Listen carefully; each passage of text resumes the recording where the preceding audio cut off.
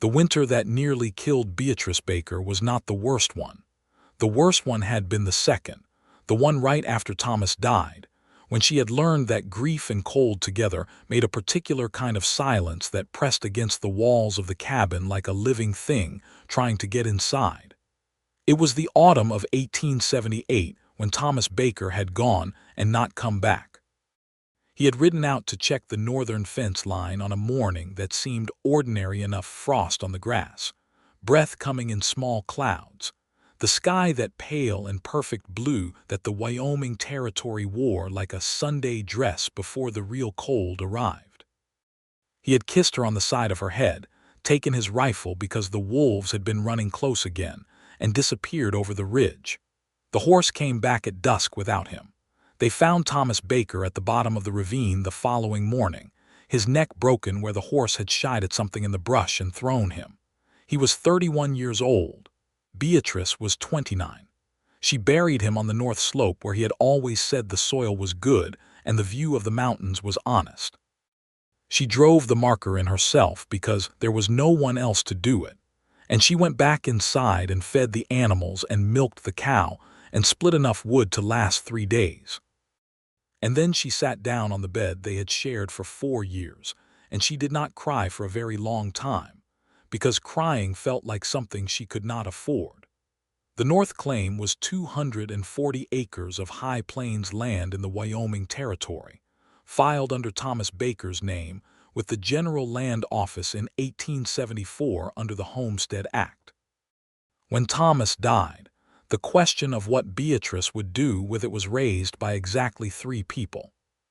The county recorder in Laramie, who wanted to know whether the claim would be maintained, the Reverend Morton from the settlement at Carver crossing 12 miles south, who visited once and suggested she might be better situated in town, and her nearest neighbor, Mrs. Edna Prout, who lived 6 miles to the east and who said, over a tin cup of coffee, that a woman alone on that much land was asking for trouble. Beatrice heard all 3 of them out and thanked them politely, and then continued to do exactly what she had been doing since the first morning she woke up without Thomas. She got up before the light, she fed the animals, she worked. The first winter she survived on sheer stubbornness, and the provisions Thomas had been wise enough to put up. The root cellar held well, the cow held her milk longer than expected, and the 2 horses were sound. She lost 4 chickens to a fox in January, and she set a trap and caught the fox in February, and she felt about that exactly the same way she felt about everything that season, which was determined and a little numb. The second winter was harder. She had not been able to get the full harvest in alone, and the summer had been dry, and the root cellar was lean. She stretched things further than she should have, ate less than she should have, and spent January lying in bed with a cough that scared her badly because there was no one to call for and no doctor within 40 miles. She recovered in February, thin as wire and quiet as stone, and she planted her kitchen garden the moment the ground thawed with a ferocity that surprised even herself. By the 3rd winter she had a system.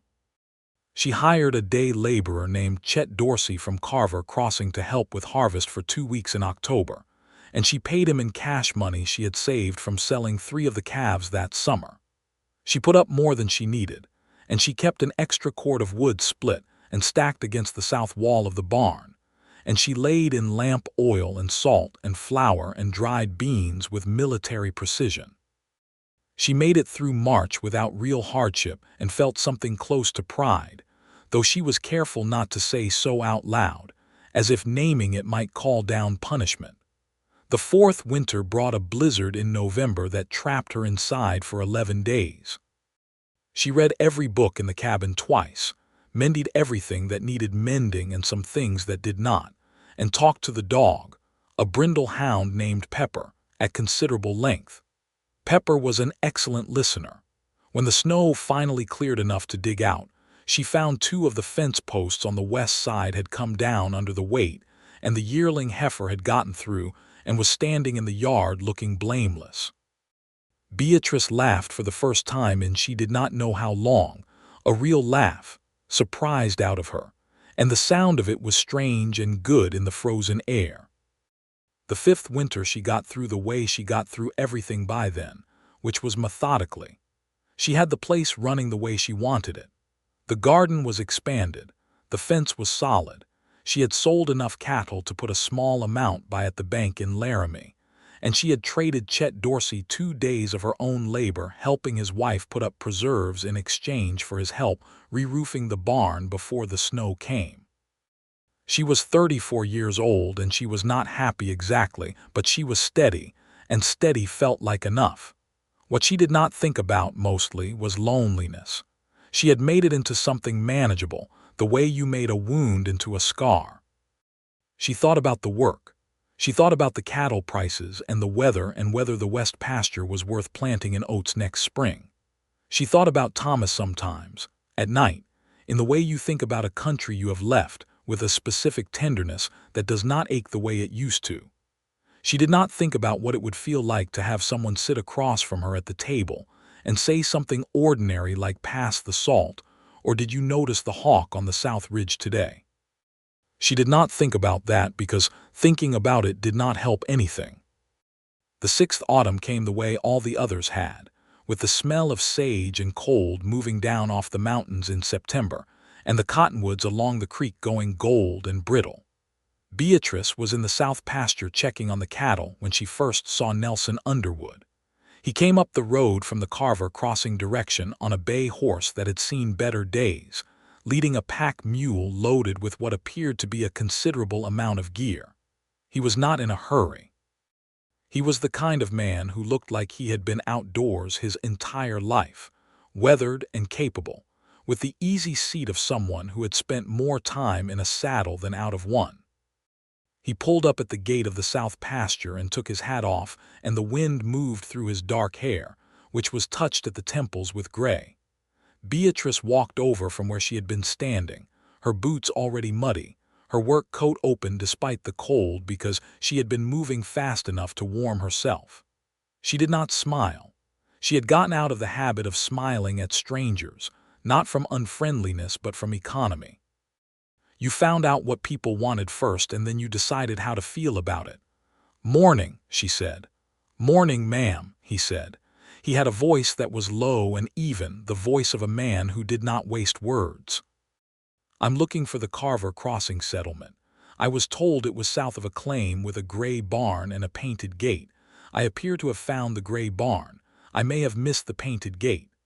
"The gate's around the other side," Beatrice said. "You came in from the wrong direction. Carver Crossing is another 4 miles south. Follow the road past the creek and you'll see the church steeple." He nodded slowly, looking at the property the way a man looks at something he is genuinely interested in rather than merely politely attentive to. "That's a solid line of fence," he said, as if commenting on the weather. "It is," Beatrice said. "I redid the posts myself in the spring." He looked at her then directly in the way that people in the territory sometimes looked at each other with frank assessment and no particular embarrassment about it. He put his hat back on. "Much obliged," he said. "Name's Nelson Underwood. I'm looking to take on some work before the winter sets." "Beatrice Baker," she said. "I don't have paid work to offer." "No, ma'am," he said pleasantly. "I wasn't asking." He touched the brim of his hat and rode on south, and Beatrice watched him go for a moment before she turned back to the cattle, irritated with herself for the watching. She heard about Nelson Underwood from Edna Prout 3 days later, when she rode into Carver Crossing for supplies. Edna was outside the mercantile with a basket on her arm and a considerable amount of information to share, as she always was. "There's a new man in town," Edna said, the way she said most things, which was as if this were news that required immediate transmission. "Came down from Montana Territory, from what Hector says. Spent some years up on the cattle drives before that. He's asking around about winter work, and he's apparently very capable. Hector says he fixed the axle on the Garrison wagon in under 2 hours and didn't ask anything for it." "Met him," Beatrice said, examining a bolt of wool cloth she did not intend to buy. "Briefly." "You met him." Edna set down her basket and looked at Beatrice with the specific attention of a woman who has been hoping for something interesting to happen for a while. "What did you think?" I thought he had a tired horse and good directions, and I sent him along, Beatrice said. 2 yards of this dark blue, please, she told the mercantile owner through the door. He's about your age, Edna said. Edna. I'm only saying. I know what you're saying, and I'm telling you to stop saying it. Edna did not stop saying it, but she said it more quietly and with more sideways glances, which Beatrice was practiced enough at ignoring to manage without difficulty. She got her supplies, loaded them in the wagon, and drove the 12 miles back to the North Claim in the watery afternoon light with Pepper sitting beside her on the seat, and the mountains going pink in the west, and thought about nothing in particular. That was October. The weather held through most of November, which was a kindness, and Beatrice used the time to get the last of the work done that she had been putting off, patching the east wall of the cabin, where the chinking had gone soft, laying in the final cord of wood, pulling the last of the root vegetables before the hard frost that she could feel building in the north wind. She was splitting wood in the late afternoon of a cold, clear day in the second week of November when she heard a horse on the road and looked up to see Nelson Underwood coming along at an easy walk. He pulled up at the proper gate this time, the painted one on the south side, and called out, "Mrs. Baker." She drove the axe into the splitting block and walked over, wiping her hands on the front of her coat. "Mr. Underwood, I've been working for Garrett Sims at the Triple Bar for the past few weeks," he said. "He's closed up the bunkhouse for winter. I'm riding north toward the Sweetwater, and I noticed your wood pile is looking thin on the east side." Beatrice looked at him steadily. "It is not thin." "No, ma'am, perhaps not thin. Perhaps leaner than it might be for a claim this size heading into December." She put her hands on her hips. "What is it you're wanting to say, Mr. Underwood?" He was quiet for a moment, not in an uncomfortable way, more in the way of a man measuring something carefully before speaking. He had taken his hat off again, and he held it in front of him with both hands on the brim. The wind was sharp and it moved through his hair, and she noticed that his eyes were a particular color of gray-green that she would have rather not noticed. "I'm not looking for charity, and I'm not offering it either," he said finally. "I know how to work, and I work hard. I've got my winter supplies on that mule, and I'm not in distress.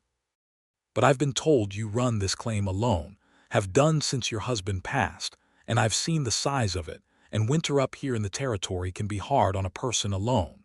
I'm wondering whether you'd consider sharing the arrangement. I would stay in the barn if it suits, split wood and tend animals and repair what needs repairing, and in return have a warm place to shelter and meals if that's agreeable. I'll not be underfoot, and I'll not step where I'm not wanted." Beatrice stared at him. The wind pushed between them.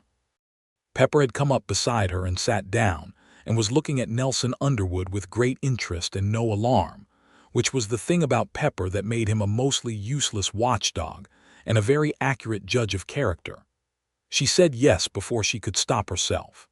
The word came out of her mouth, and she stood there a moment after it, a little surprised at herself, and Nelson Underwood nodded once as though he had not expected anything else, which was somehow less irritating than it should have been.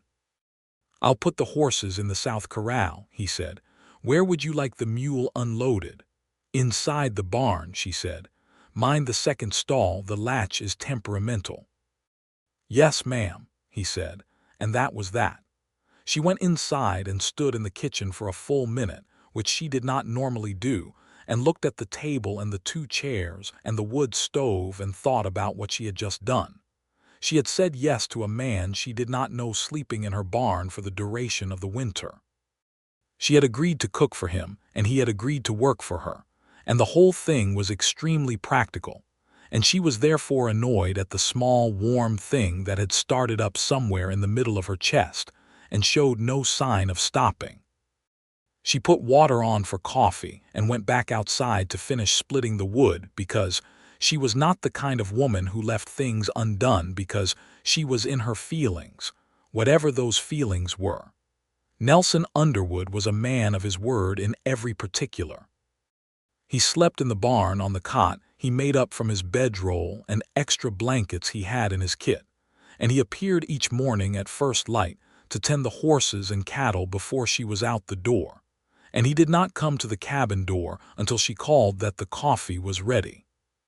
He ate at the table without ceremony and said thank you with the same quiet directness he said everything, and he went back to work without lingering, and he did not talk excessively. This was both a relief and a small frustration, because Beatrice had spent 5 winters talking primarily to a dog, and there was part of her that had apparently developed opinions about things that she had no one to share them with, and Nelson Underwood's economy of speech, while admirable, left something of a conversational gap.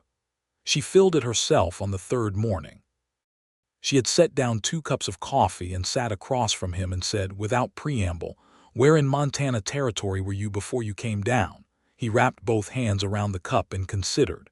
"Near Billings mostly. I had a position at a ranch there for 3 years. Before that I was on the trail drives. Did 4 seasons coming up from Texas." "Why did you leave Montana?" He looked up at her. Most people would have found a way to deflect a question that direct. He answered it. "The man I worked for sold the operation to a company outfit. I don't do well with company outfits. Too many layers between the man and the work."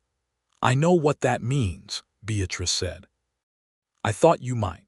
Did you have family there, in Montana?" He was quiet for a moment. "A wife," he said. "She passed 4 years ago, fever." Beatrice was quiet in return. "I'm sorry," she said. "And you?" he asked, not looking away. "How long have you been on the claim alone?" 5 winters, she said. "Thomas went in the autumn of 1878. This is the 6th. He nodded once, the way he always nodded when he received something and had registered it fully. "That's a long time," he said. "It is," she said. "You manage." "You do," he agreed. He picked up his coffee and drank and looked out the window at the gray morning. "This is good country," he said. "It is," she said again, and she meant it the way she always meant it, completely, the way you love something that has also cost you. The snows came in the 3rd week of November. They came the way Wyoming Territory snow always came, without much ceremony and without mercy, dropping fast and hard from a sky that had been threatening for 2 days. By morning there were 14 inches on the ground and more coming, and the temperature had dropped to the kind of cold that made every breath hurt. Nelson was in the barn with the animals before the storm had fully settled, and Beatrice was in the kitchen banking the stove and checking the lamps when she heard him come to the cabin door, which he knocked on despite having been there 2 weeks because he was careful like that. "The big sorrel mare is favoring her left foreleg," he said when she opened the door. Snow was on his shoulders and in his hair, and he looked like a man who had walked through weather his whole life and had made his peace with it. "She's not in distress, but she'll want watching." "I'll come look," Beatrice said, and pulled her coat off the hook.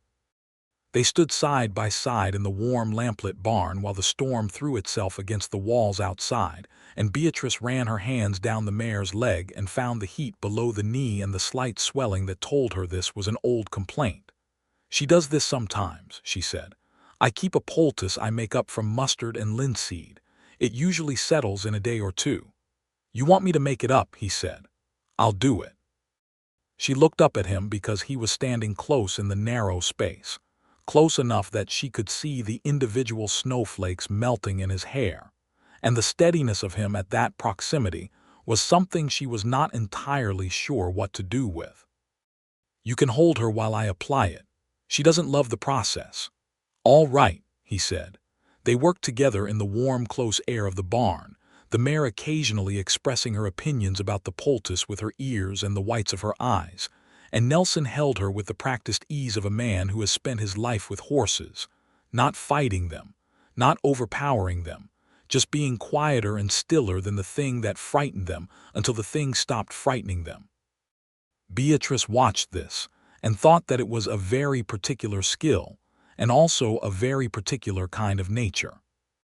By the time they were done, the storm had settled into the steady, heavy fall that would continue through the night, and they walked back to the cabin through the dark together, the snow up to the tops of Beatrice's boots, the wind at their backs. She made more coffee because it was the thing to do, and he did not argue because he was not a man who argued with hospitality, and they sat at the table while the stove worked hard and the wind found the gaps in the chinking and made its small complaints. "Did you always want to be on the cattle drives?" she asked, because she was curious, and she had decided somewhere in the past 2 weeks that she was allowed to be curious. He thought about it seriously, as he did with most things. "I wanted to be useful," he said. "The drives were where the work was. I was 17 when I went on my first one. Couldn't think about much beyond getting through each day." 17 is young for that," she said. "It was 1863, he said. Young men weren't staying home much in 1863. She understood immediately. The war. He would have been too young to fight in it, but not too young to feel the shape of it, the way it had rearranged everything. "Where are you from originally?" "Virginia," he said, "though I left it early enough that it feels more like a thing I know about than a place I'm from." "I'm from Ohio," she said. "Thomas and I came out together in the summer of 1874. We'd been married 2 years before we filed the claim." "What made you stay after he died?" It was the most direct question anyone had ever asked her about it. She set her cup down. "What would leaving have got me?" she said. "This is my land. I filed it in my name after Thomas passed, refiled it legally in the county record. It's mine. I wasn't going to hand it to someone else because the winters were hard." He looked at her with something in his face that was not quite admiration but was related to it, a kind of recognition, the way you look at someone who has done a thing you understand the cost of. "No," he said. "I wouldn't expect you would. People expected me to," she said. "The Reverend expected it. Edna Pruitt expected it. The county recorder looked at me like I was proposing to fly to the moon." "What did you tell the county recorder?" "I told him I would be maintaining the claim and I needed the filing corrected, and I would like to do so without a great deal of conversation about it if he didn't mind." Nelson Underwood did something she had not seen him do before. He smiled. It was a genuine smile, the kind that rearranged a face considerably, and it changed his entirely, opened something in it that she had not known was there. "I expect he minded," he said. "He did," she said. "But he did it anyway." They were both quiet after that, but it was not the old kind of quiet she was used to, the pressing, wall-filling kind. It was the kind of quiet that two people make together when they have said something real to each other and are letting it settle. She sent him back to the barn when the storm eased, and she sat alone for a while before bed and admitted, only to herself and only briefly, that the evening had been the best she had spent in a very long time. December came down on the territory like a judgment. The temperatures dropped to levels that killed any remaining pretense that this was a manageable country. The creek froze solid enough to walk on. The cattle had to be broken out of ice around their water trough each morning, a job that required persistence and a good axe and the willingness to stand in wind that had come all the way from Canada without stopping. Nelson did this without complaint every morning. Beatrice did it beside him, because she was not the kind of woman who watched other people do hard work. She was capable of doing. And after the third morning of this, he stopped trying to wave her off, and they just did it together, working each side of the trough in a companionable efficiency that felt remarkably natural for two people who had known each other fewer than 6 weeks. It was in this period that the small things began to accumulate. She noticed the way he stacked the wood with a system, the same way she did by size, so the right piece was always on top. She noticed that he had come out of the barn one morning and paused to fix the rope on the gate that had been working loose for 3 weeks and that she had been meaning to get to. He noticed things and fixed them without announcement and without expectation, the way she did, and there was something profoundly settling about it. She noticed the way he read. She had a small shelf of books that she had gathered over the years, some she had brought from Ohio, some acquired from the lending library that came through on the supply wagon twice a year from Laramie, and she caught him looking at the shelf one afternoon when he came in for coffee. "Help yourself," she said.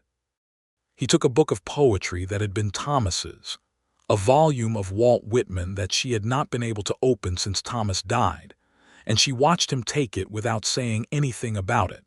And that evening, she saw him in the lamplight of the barn through the window, reading with the same quiet thoroughness he brought to everything. He replaced it on the shelf 3 days later and said only, "That's good writing." "It is," she said. "Do you read much?" he asked. "I used to read more," she said. "The winters have gotten busier." "That seems backward. Winters are when you think of everything you didn't get done in summer," she said. "The thinking keeps you occupied." He tilted his head slightly. "What do you think about the west pasture?" she said, without missing a beat. "Whether it would carry oats. The east fence that I'll need to repost in spring. Whether to add a third milk cow or whether 2 is the right number for the operation." "And at night," he said. She looked at him very directly. "The same things," she said. "What do you think about at night?" He considered. "Whether I've done the right things," he said. "Whether I'm where I ought to be." He paused. "This year I think the answer might be yes." She was aware of the weight of that, the precise and careful way he had aimed it, and she held it for a moment before saying, with great practicality, "I'll make supper." She did not think about what he had said while she made supper.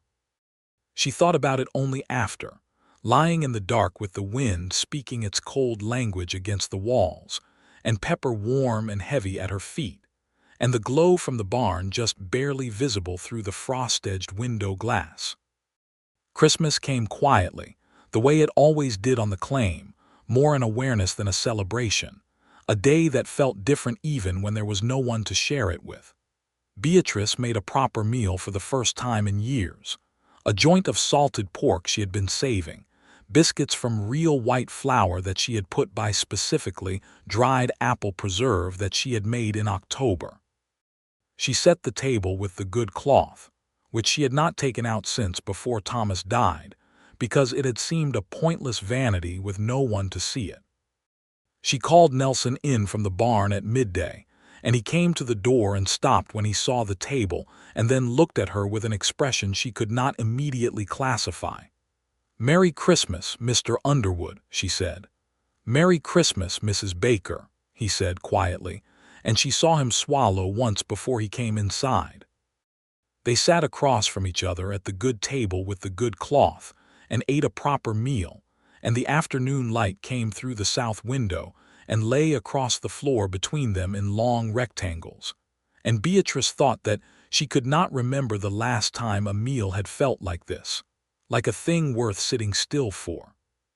He had brought something in with him, set it on the edge of the table when he came in. She had not noticed it until she looked properly, a small piece of carved wood, smooth and carefully done in the shape of a horse. The work was fine, the kind of fine that takes a steady hand and real patience.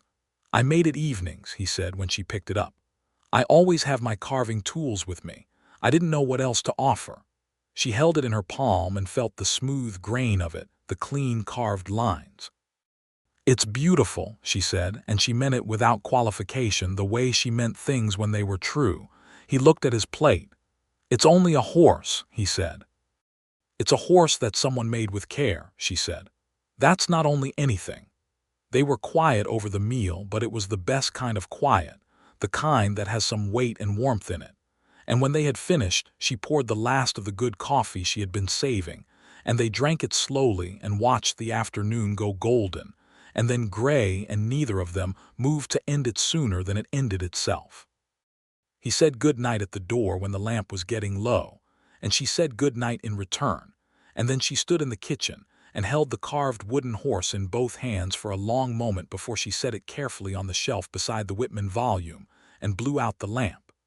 January was brutal in the way that January in the Wyoming Territory always was, without apology or mitigation. The cold was a presence in itself, something that leaned against you personally and had intentions. The cattle needed constant attention. The water trough froze overnight if you left it 3 hours, and there were days when the wind was so hard you had to lean into it to move across the yard. It was in the second week of January that the real crisis came, not a dramatic one, but the kind of crisis that the territory specialized in, which was steady and practical and did not care about your feelings about it. The roof of the barn began to give way under the accumulated weight of the snow. Beatrice heard it first, a low creak followed by a crack that she knew the meaning of immediately, and she was out the door before she had fully thought about it, pulling on her coat as she went. and Nelson was already coming out of the barn with the horses' leads in hand, moving the animals out with the calm efficiency of a man who has handled emergencies without panicking. "East side is going," he said when he got them out. "The beam over the third stall is cracked through. It'll go in an hour if this keeps up." "The cattle are still inside," she said. "I know. I can get them out through the west door. I need you on the rope for the big bull. He won't like the weather." "I know my bull," she said. "I know you do," he said, and there was not an ounce of condescension in it, only a man assessing the task and assigning it correctly. "Can you manage his halter in the dark?" "I can manage it blindfolded," she said. They went in through the west door and worked through the dark, warm, frightened animal smell of the barn, while the east beam groaned above them. And they got the cattle out one at a time into the north corral, where the windbreak was. And the bull required exactly as much handling as she had promised it would, and she provided it. And when they got the last heifer through the west door, the beam let go behind them with a sound like a rifle shot, and the east side of the roof dropped 3 feet and filled with snow. They stood in the dark and the cold outside the west door and looked at each other, and Beatrice heard herself breathe out. "We got them all," she said.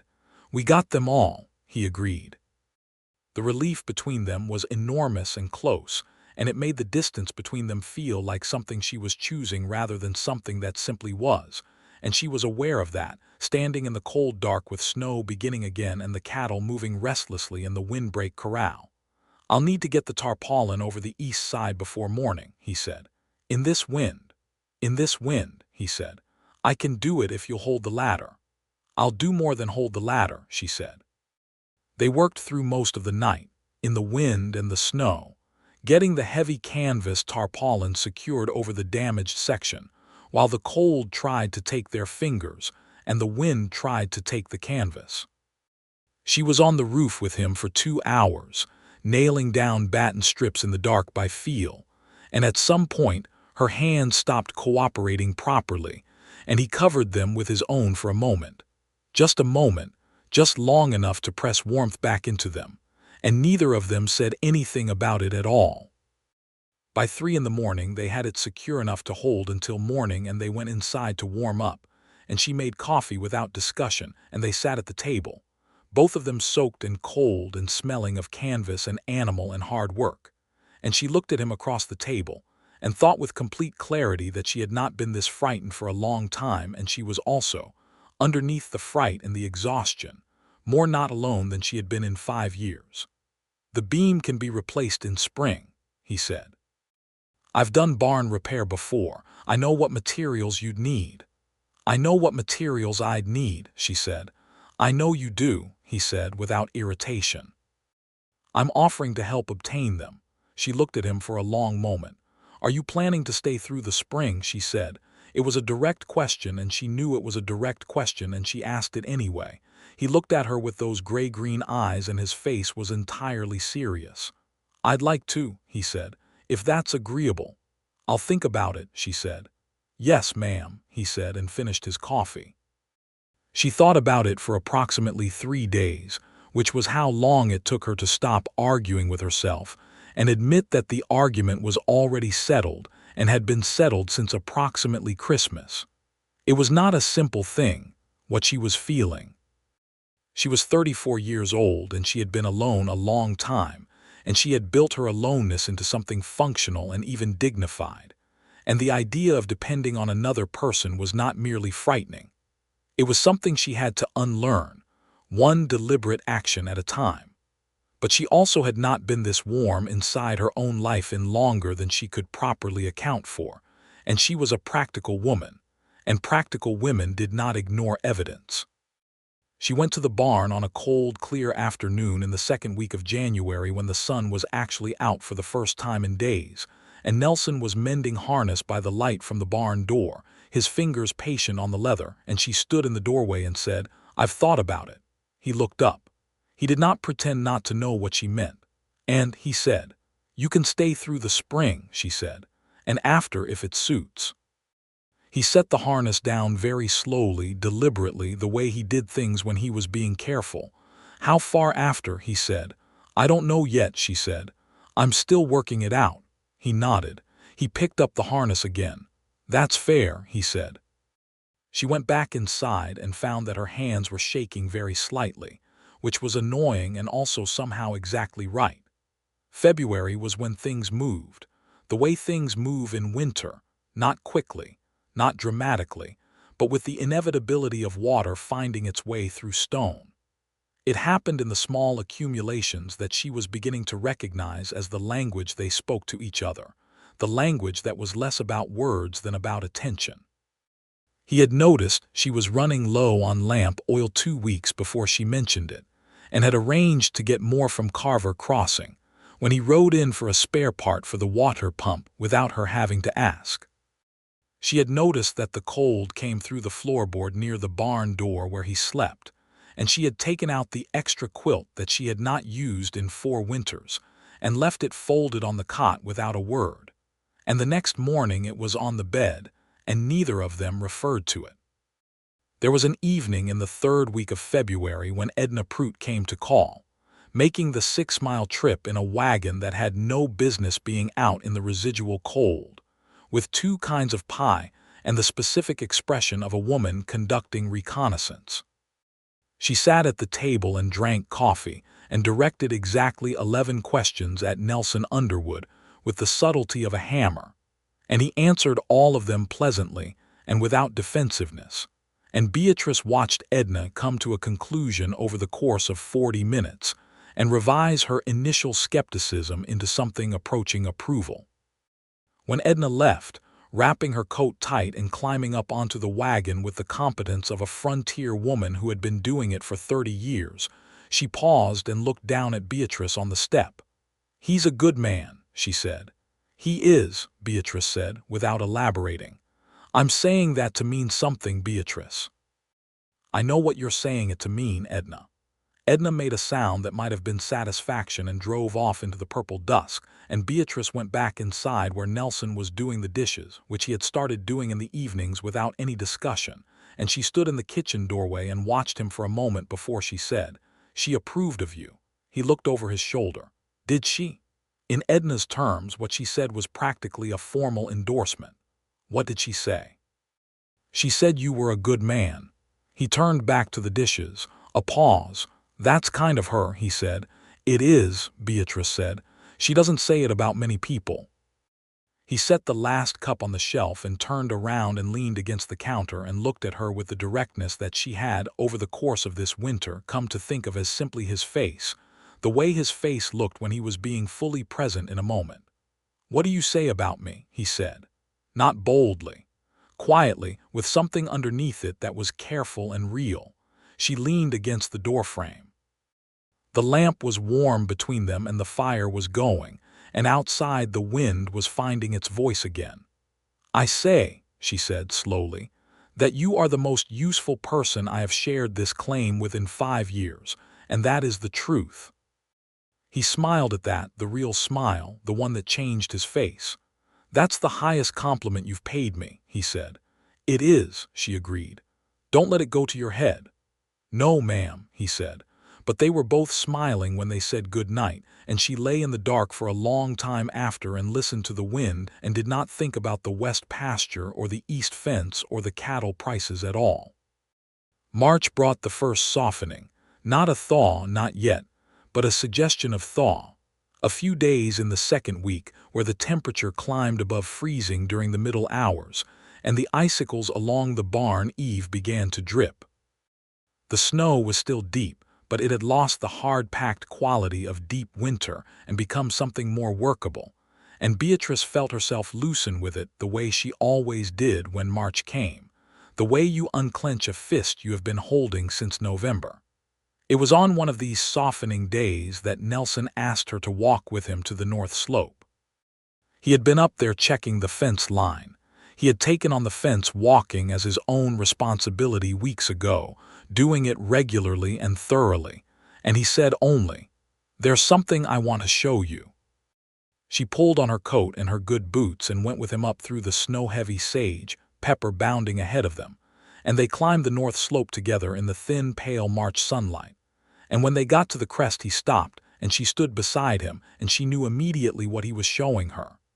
It was Thomas's grave, which she visited every spring when the snow cleared, and which was now, in the first days of March, just visible, the marker standing clear above the snow. Someone Nelson had set a ring of stones around it, not elaborate, just a clean circle of good stones placed carefully, the way you frame a thing that matters. She stood very still. The wind was light up here and the mountains were brilliant in the west, blue and white and enormous, and the world stretched out from this slope in every direction, and she had stood here every spring for 5 years and it had never looked like this. "I hope that was all right," he said. She could not speak for a moment. "When did you do that?" she said. "A few weeks ago," he said. "I was up here on the fence and I thought he deserved the marking," he said. "A man who built something like this deserves to be marked in a place that shows the whole of it." Beatrice looked at the stones and the marker and the mountains beyond and felt something move through her that was not grief exactly. She had moved through grief and out the other side over 5 winters, but was something adjacent to it, a recognition of everything that had been and everything that was, all of it occupying the same moment. "Thomas would have liked you," she said.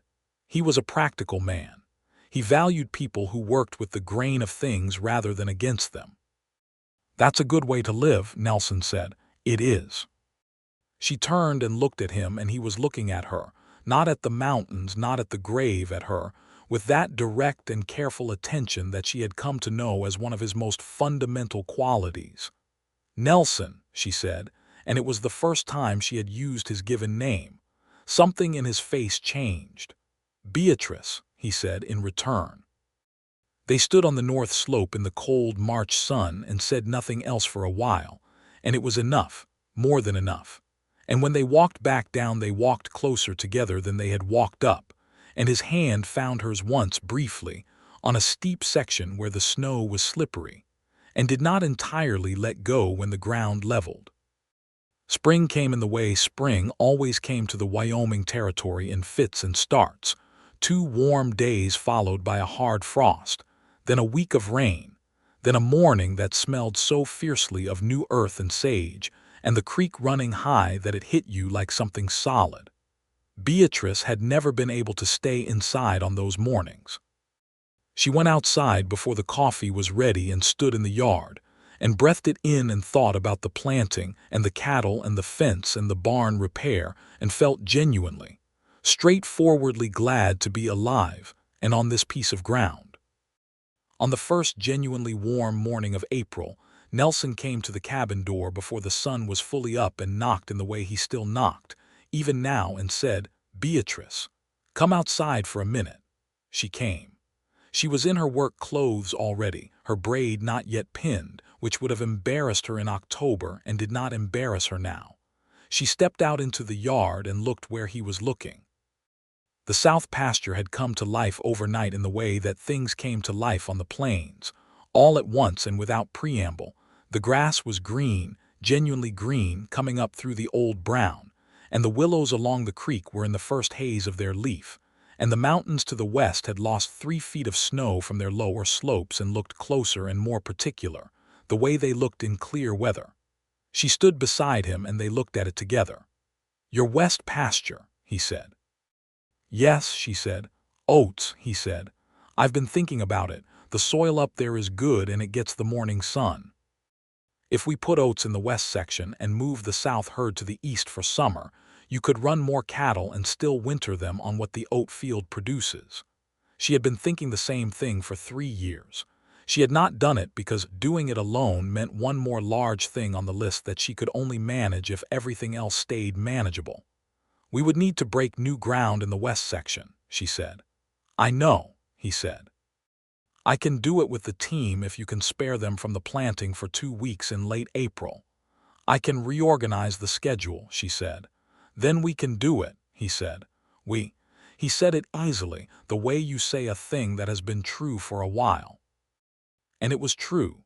She was aware of precisely when it had become true, which was somewhere around the middle of January in the dark and the cold and the work, and she had been carrying it carefully since then like a thing you move across rough ground without wanting to spill. She turned to look at him. He was looking at the pasture, planning it out in his head the way she could tell he planned things, methodically and with pleasure. "Nelson," she said. "Yes," he said and looked at her. She was not a woman who did things indirectly. She had been alone 5 winters, and she had learned in that time that life did not wait for you to find the elegant way to do something. "I don't want to run this place in shifts," she said. "With you in the barn and me in the cabin, I don't want that anymore." He went very still, the way he did when something mattered very much. "What do you want?" he said. "I want to ask you to stay," she said. "Properly. Not for the spring or for the summer or for whatever comes after. I want to ask you to stay because you are the best part of this winter, and I am not willing to pretend I don't know that." The silence between them was full and warm, and the morning birds were starting up in the willows, and the mountains stood there in their blue and white permanence, and Nelson Underwood looked at her with everything in his face, all the careful reserve gone, just him, direct and open in the spring morning. "I have been wanting to ask you the same thing," he said, "but I didn't think it was mine to ask." "Nothing on this claim is given," she said. "Everything is asked and answered. That's how it works." "All right," he said. "Then I'm asking too. I want to stay. I want to stay for the rest of it, all the seasons, all the work. I want—" He stopped, and she could see him choosing his words. "I've been in a lot of places," he said. "A lot of country. I haven't felt at home in any of it since Caroline died. I feel at home here. I feel at home with you. And I know that's a large thing to say, and you don't have to say anything back right now. I'm not going to make you wait for an answer," she said. "I've made you wait long enough." He smiled at that, the real one, fully, and she moved the 2 steps between them, and his arms came around her in the spring morning, and it was not at all awkward or uncertain. It was as simple and as inevitable as planting after winter, as water coming down from snow, as everything that follows from a season of doing the same work in the same direction. She pressed her face against his shoulder and breathed in the smell of him, clean wool and cold air, and the particular smell of a person who has been outdoors in hard country a long time, and she felt the solidity of him, the real physical fact of him, and the thing that had been pressing against her walls like the winter cold for 5 years dissolved into something else entirely, something warm and wide and full. "Well," she said, against his shoulder. "Well," he agreed, into her hair. They stood there in the yard while the morning came fully up around them, and the horses moved in the south corral, and Pepper found something interesting in the old grass along the fence, and the mountains held their ground in the west as they had always held it, permanent and enormous and indifferent to the small human drama below, which was not dramatic in the end so much as simply true. They rode into Carver Crossing on a Saturday afternoon in the 2nd week of May, both of them cleaned up and wearing their good things, which in Beatrice's case meant the navy wool dress she had made from that bolt of blue cloth she had bought in October, and in Nelson's case meant a clean white shirt, and his good boots, and his hat brushed free of the winter's dust. They tied the horses outside the Reverend Morton's house, and Beatrice knocked on the door with a directness that made Nelson smile. Reverend Morton was a small man with large opinions and genuine goodness underneath them, and he had known Beatrice Baker for 6 years, and had seen her go from grieving young widow to a person he had come to privately think of as one of the most competent he had ever met. He looked at the 2 of them standing on his porch in their good clothes, and he did not ask a great many questions. They were married that afternoon in the Reverend's sitting room with Edna Prout and her husband, Harold, as witnesses, and the spring light coming through the windows, and the Reverend reading the words in his good, steady voice. Nelson held Beatrice's hands while they said the words, and his hands were warm and a little rough from work, and she felt nothing complicated about it, nothing she needed to examine or be cautious about. She just felt right, the way things feel when they have been organized correctly. "I now pronounce you husband and wife," Reverend Morton said, with a warmth that suggested he was personally satisfied with the outcome. Edna cried, which was entirely in character. Harold Prout shook Nelson's hand, and said something quietly that made him nod with the gravity it deserved. Beatrice accepted Edna's embrace, and the press of Edna's cheek against hers, and the smell of her good soap, and felt an affection for her old neighbor that she had never quite found the words for. They drove back to the North Claim in the late afternoon, the wagon rolling through the new grass with the spring flowers coming up through everything, purple and yellow and white, and the sky going the particular shade of gold that the Wyoming Territory made in the hour before sundown, and Beatrice sat on the seat with her shoulder against Nelson's and his hand covering hers on the bench between them. "Nervous," he said. "No," she said. "Are you?" "No," he said. "I know what I'm doing." "So do I," she said. They came home to the North Claim in the golden light, and the horses knew the gate and went through it with the comfort of animals in a familiar place. And Beatrice looked at the gray barn and the cabin and the fences and the north slope where the marker stood and the west pasture where the oats were already an inch out of the ground, and she thought, "Mine." And then newer, and with a warmth that spread through her like the May sun, "Ours." Summer on the North Claim with Nelson was a different animal than any summer she had managed alone. Not easier exactly.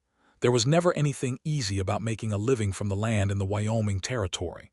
The work was constant and sometimes punishing, but different in its texture, in the quality of the days.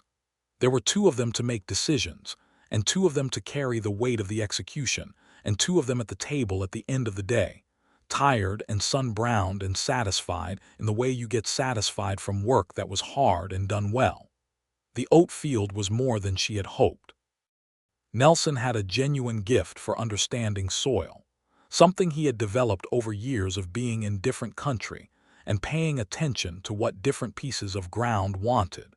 And the west section that had been sitting idle for 3 years produced a stand of oats in its first season that made the neighboring ranchers look twice when they rode past. She was proud of it in the straightforward way she was proud of everything that succeeded on the claim, and she was proud also of the man who had stood in the morning light in April and said "we" and meant it. They had their arguments. That should be said. They were 2 people with strong opinions and established ways of doing things, and there were moments across that first summer when they got up against each other on matters of method or priority, and the air in the kitchen got warm in a way that had nothing to do with the stove. Beatrice was not a woman who backed down easily, and Nelson was not a man who changed his mind without reason, and sometimes this produced friction that had to be worked through rather than around. The first real one was about the bull. Nelson thought the big black Angus bull that had been the herd's sire since before Thomas died was getting past his usefulness, and it was time to bring in younger blood. Beatrice thought he was wrong. "He sired 16 calves last year," she said. 16. At 60% weaning rate, that's a return that a younger bull hasn't proven yet. "He's 8 years old," Nelson said. "At 8, even a good bull starts to fall off. You trade him now, you get value. You wait another year and he's worth half." "I have 3 years of records on that bull," she said. "I know what he produces." Beatrice. Nelson. They looked at each other across the kitchen table with the specific intensity of 2 people who both know what they're talking about and can't find the fault in the other one's position. "All right," he said after a moment. "Keep him 1 more season. But we watch the results and we make the decision in the fall based on numbers, not sentiment." "I don't make decisions based on sentiment," she said a little sharply. "No," he said. "I know, neither do I." He paused. "But you've had that bull a long time." "That's not a sentimental fact," she said. "That's an operational fact." He made a sound that was somewhere between agreement and amusement, and she decided to let that be the end of it. Because, on examination, she recognized that he was probably right about the timeline, even if she was right about the current numbers. And she was also, privately, a little bit attached to the old bull, which she was not going to admit out loud. They kept the bull. The fall numbers were good. In the spring they sold him to a ranch near Rawlins for a price that made the ledger look very healthy, and she did not feel sentimental about it, or only briefly. In the fall of 1884, their first full fall on the North Claim together, as husband and wife, Beatrice realized she was going to have a baby. She did not tell Nelson immediately. She sat with it for 3 days in the way she sat with things that were important, quietly and inwardly, learning the shape of it. She was 35 years old, and she had not let herself think that this particular thing was still possible or likely for her life. The feeling she felt about it was complicated and layered and moved through her in waves over those 3 days, and when she had worked through most of it, she went to find Nelson in the barn where he was working on a harness, and she stood in the doorway until he looked up. "I need to tell you something," she said. He set down the harness. "All right," he said, and gave her the full attention that was one of the things she loved most about him, the ability to completely arrive in a moment. "I'm going to have a child," she said. "In the spring, I think, April or May." The stillness that came over him was the deepest she had ever seen. He was a man who was naturally still, but this was different. This was the stillness of a person receiving something enormous. He stood up from where he had been sitting on the stool, and he crossed the barn in 2 steps, and his arms came around her, and he held her with a care that was so specific and so full that it undid something in her entirely, and she cried, which she had not done in a very long time, with her face against his shoulder and his hands on her back, and the autumn smell of hay and animal and the season turning around them. "Are you all right?" he said against her hair. "I'm fine," she said, which was true. I didn't expect this." "No," he said, "neither did I." Pause. "Beatrice, I am so glad." She pulled back enough to see his face, and it was entirely open, no careful reserve, just him, glad and overwhelmed and completely present. She pressed her hand against his chest and felt his heart, which was going fast, and she thought about all the things that had to happen, all the winter between here and April, and then she thought about the spring and what it would bring, and she felt something she had not felt in so long that she almost didn't recognize it at first. Hope, that's what it was, plain and full and without qualification. The winter of 1884 into 1885 was the 6th winter on the North Claim, though the first that did not feel like something to survive. It felt like something to live through, which was a different thing. They had the barn repaired. The new beam was better than the old one, solid hardwood that Nelson had sourced from a mill at the end of the summer, and the east section was tight and warm, and the cattle went into winter fat and healthy. The root cellar was full to the ceiling. The wood was stacked 3 rows deep on the south side of the cabin. Nelson did everything he could to make the winter easier on her, though she told him repeatedly that being pregnant was not an illness, and she was perfectly capable of continuing to do the work of the claim. He did not argue with this.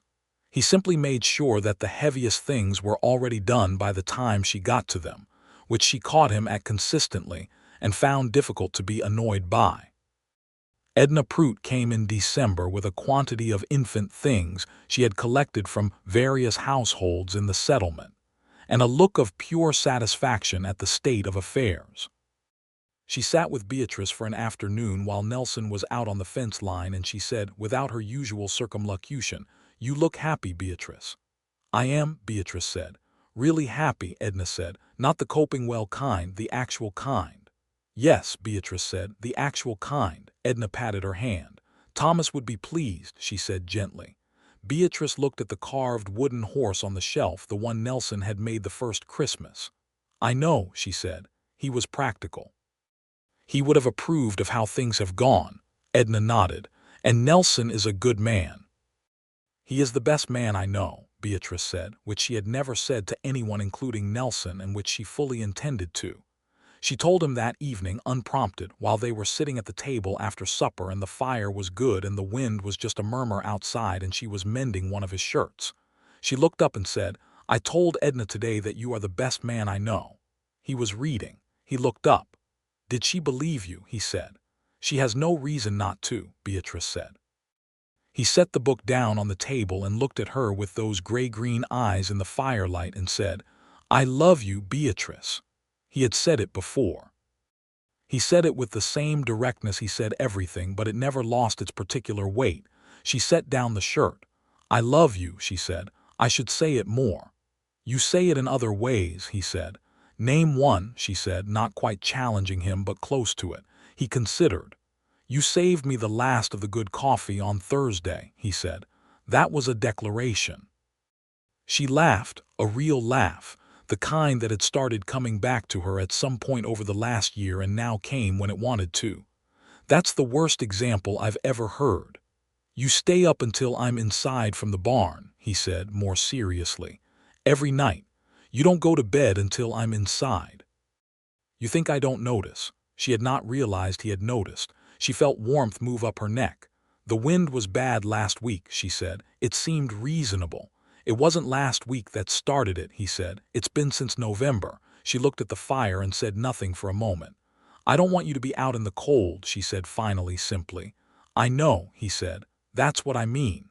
She picked up the shirt again, but she was smiling. He picked up his book, but he was smiling too, and the fire went on between them and the wind, said its cold things outside the walls, and the night was warm and full and entirely complete. The baby came in the second week of May, which was exactly right, which was the season of beginning. Edna Prout had been staying in the spare room since April because Beatrice had accepted help in this one matter with something approaching grace, and the doctor had ridden out from Laramie, a competent young man named Dr. Fenwick, who dealt with the frontier realities of his work without fussing. It was a long labor, the kind that tests you, and Beatrice faced it the way she faced most tests, which was straight on and without unnecessary complaint. Nelson was outside the bedroom door for the entirety of it, which Edna had ordained, and Beatrice was aware of his presence on the other side of the door, and it steadied her in a way she could not have explained but did not need to. The baby was born in the afternoon, into the same May light that had come through the windows when she had stood with Nelson in the yard and felt the spring arrive, and Dr. Fenwick said, "It's a boy, Mrs. Underwood," and put him in her arms, and he was red and fierce and extremely loud and absolutely perfect. Edna went to the door and opened it and said, "Nelson, come in." He came in with the care of a man who is afraid of breaking something very important, and he sat on the edge of the bed, and she put the baby into his arms and watched his face do the thing she had seen it do only a handful of times, that complete and unguarded openness, that total arriving. "Hello," he said to the baby, very quietly. The baby yelled at him. "Fair enough," he said. Beatrice pressed her head back against the pillow and watched her husband hold their son, and thought about the North Slope and the stone ring and the marker and the mountains and the 5 winters and the 6th one and the spring that came after, and all the springs that would come after that, and she felt the whole of it, all at once, like the view from the top of the ridge when you've climbed all the way. They named him Thomas James Underwood. Thomas for the man who had broken this ground, and James for Nelson's father, who had worked Virginia soil before everything broke apart. It was the right name, the one that held both histories, the way the claim itself held both of them, all the before and all the after in the same piece of ground. Thomas James Underwood was a determined baby who had opinions about everything and communicated them with great force from his first weeks, which Beatrice found entirely familiar and told Nelson was clearly from her side.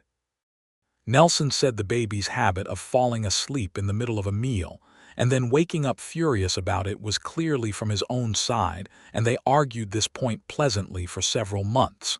The baby grew. The claim grew with him.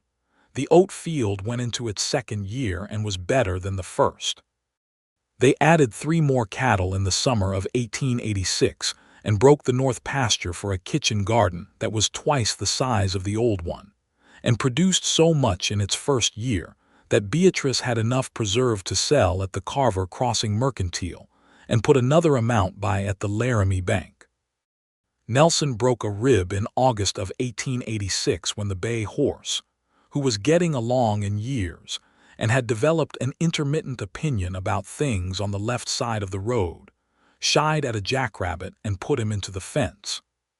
He was not seriously hurt, but the rib was definitive about its displeasure, and Beatrice made him stay in for 4 days and treated the injury with her usual blend of competence and exasperation, and he bore this with good grace and only once tried to get up and go see to the cattle, which she sent him back to bed about without ceremony. "The cattle are fine," she said. "I've been managing them since 1878. "I know that," he said. I just thought you thought wrong, she said. Rest. He rested. She brought him his meals and the Whitman volume, and he read, while she ran the claim, and she came in at the end of each day, and sat on the edge of the bed, and told him what had happened, and he listened and made observations, some of which were useful, and some of which she told him were not. And by the time the rib had settled enough to move properly, they had made a plan for the following spring that took both of their ideas and made something better than either of them would have made alone. By the autumn of 1887, the North Claim was a different enterprise than it had been in 1878, when Thomas Baker had ridden out on that ordinary morning and not come back. It was larger, better organized, more productive. The barn was sound and the fences were true, and the oat field had paid for itself 3 times over. They had 6 good cattle horses and 30 head of beef cattle, and the 2 milk cows and Pepper, who was getting gray around the muzzle, but who still sat beside Beatrice on the wagon seat when she drove to Carver Crossing, and still considered himself the primary moral authority of the yard. Thomas James Underwood, called Tom, was 2 years old and had learned to walk before anyone was quite ready for it, given the proximity of the creek and the cattle, and all the other things that attracted a determined 2-year-old like a magnetic force.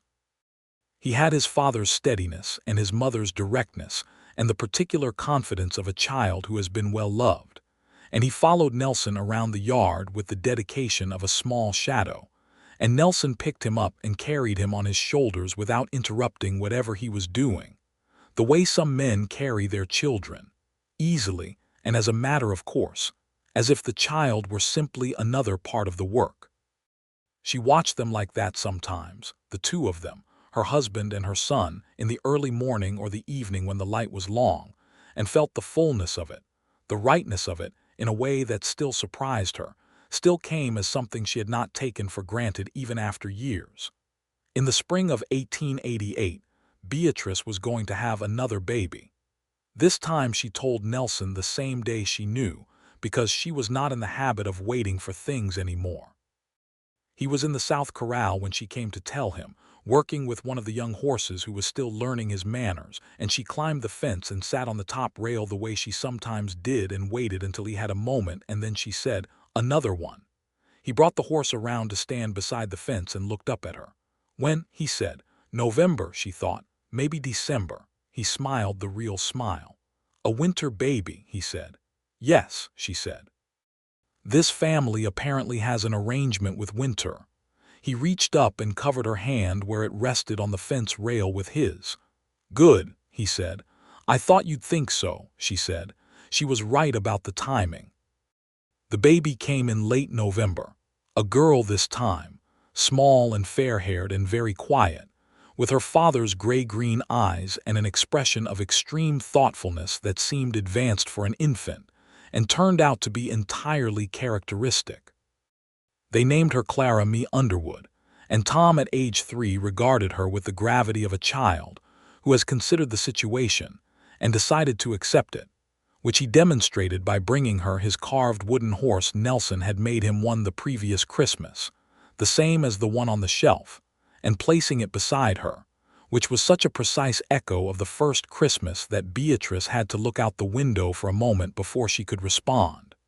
December 1888. Outside the cabin windows the snow was beginning to come, the first real snow of the 6th winter she would spend on the North Claim, but not alone, not anymore, never alone again. Inside, the stove was going and the lamp was warm and Tom was asleep in his small bed, and Clara was in the cradle that Nelson had made in October from good pine wood, fitting the joints with the same patience he brought to everything, and Nelson was sitting at the table reading, and Pepper was on the rug by the stove, and the carved wooden horse was on the shelf beside the Whitman volume, and outside the north slope was white under the first snow, and the stone ring around the marker was buried now under 6 inches of clean white, and the mountains were white and blue in the last of the winter evening. Beatrice stood in the doorway between the bedroom and the kitchen and looked at all of it, and Nelson looked up and saw her and set his book down. "Come sit," he said. She came and sat across from him at the table that had held just her for 5 long winters, and the lamp was warm between them, and the fire spoke in the stove, and the snow came down outside, and she put her hands flat on the table, and he put his hands over hers, warm and real and permanent. "Are you thinking about the West pasture?" he said with a slight smile that meant he knew perfectly well she was not. "I'm thinking about all of it," she said, "about how much of it there is." "There's a lot," he agreed. "I used to think surviving it was enough," she said, "and now I think surviving was only the beginning of it." She turned her hands under his so that her fingers laced through his. "The 6th winter," she said, "I wasn't sure I wanted it at first. I had 5 winters of knowing how to be alone. The 6th one came and I wasn't ready for it to be different." "But you said yes," he said. "I said yes before I could stop myself," she said, "and then I couldn't find a reason to take it back." "Did you try?" he said. She looked at him across the table in the lamplight, her husband, this man who had come up the road in October with a tired horse and a mule, and asked to share the load and meant every word of it, who had held her son, and made her daughter's cradle and set stones around Thomas's grave on the north slope, and fixed the gate latch and split 10,000 pieces of wood and argued with her about the bull and said her name, her given name, with a care that she felt every time without diminishment. "No," she said, "I never tried." He lifted their joined hands and pressed his mouth against her knuckles, warm against the winter, and outside the snow came down on the north claim in the soft and steady way of a thing that knows it has arrived. And inside the fire went on being fire, and the lamp went on being light, and Clara slept in her cradle and Tom slept in his bed, and Pepper dreamed something with his feet, and the whole of it, all of it, was everything it should be. Beatrice Baker had spent 5 winters alone on the north claim and made of her aloneness something solid and good. She had earned every piece of ground she stood on, and she knew the cost of it, and she carried it without bitterness and without apology. And then the 6th winter came, and a man asked to share the load, and she said yes before she could stop herself. And it turned out that some things you do not need to stop yourself from because they are already exactly right. And the life that grew out of that yes was the largest and best thing she had ever built, larger than the claim, larger than the fences, larger than anything she had managed alone. And she was grateful for it with a gratitude that had no ceiling. That went up and up the way the mountains went, past what you could see from the valley, past the snow line, past the clouds, all the way to the clear, cold Wyoming sky that went on forever.